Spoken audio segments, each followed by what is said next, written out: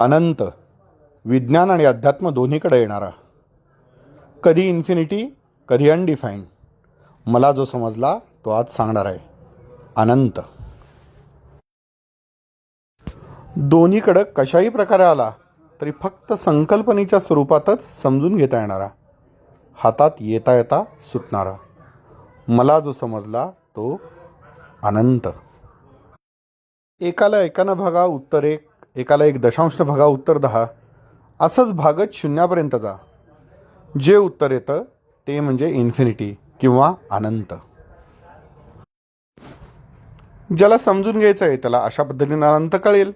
ज्याला समजूनच घ्यायचं नाही तो म्हणेल शून्यानं कसं काय भागू शकतो, करून दाखवा. याची व्याख्याच होत नाही, हे अनडिफाईंड आहे. जर अनडिफाईंड वाटत असेल तर अनडिफाईंड आहे, समजलं तर समजलं आहे. मग खरं काय आहे? खरं असं आहे की प्रत्यक्ष कमी कमी संख्या करत शून्यापर्यंत भाजक कधीच जाणार नाही. त्यामुळे प्रत्यक्ष भागाकारांना अनंत कधीच येणार नाही. म्हणजे प्रत्यक्ष भागून अनंत कधीच दिसणार नाही. समजला तरच समजेल, हे खरं उत्तर आहे.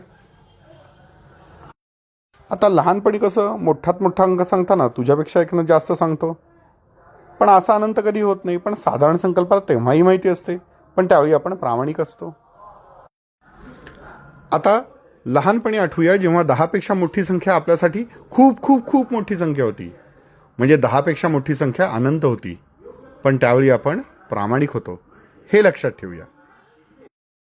आता येऊया अध्यात्माच्या प्रश्नाकडं, देवाच्या आणि ईश्वराच्या कोड्याकडं. सर्वात खोडकर प्रश्न आहे, ईश्वर काय व्याख्या करा. दुसरा प्रश्न आहे, ईश्वर प्रत्यक्ष दाखवा. तिसरा प्रश्न आहे, कोणता ईश्वर मोठा ते सांगा. आता आपण याचा वैज्ञानिक पद्धतीने विचार करूया. विज्ञान आणि अध्यात्म प्रामाणिकपणा दोन्हीकडे लागतो. त्यामुळे मगाची उत्तरं प्रामाणिकपणानं लक्षात ठेवून विचार करूया.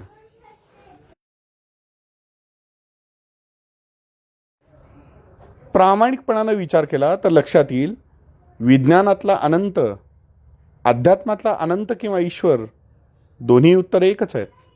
समजून घ्यायचं असेल त्याला कळेल, ज्याला समजून घ्यायचं नाही त्याला कळणार नाही.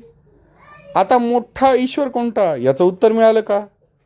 नाही मिळालं तर बसा शोधत प्रत्यक्ष रीतीनं. काय म्हणता, पटलंय का नाही सांगा निश्चितपणे. धन्यवाद.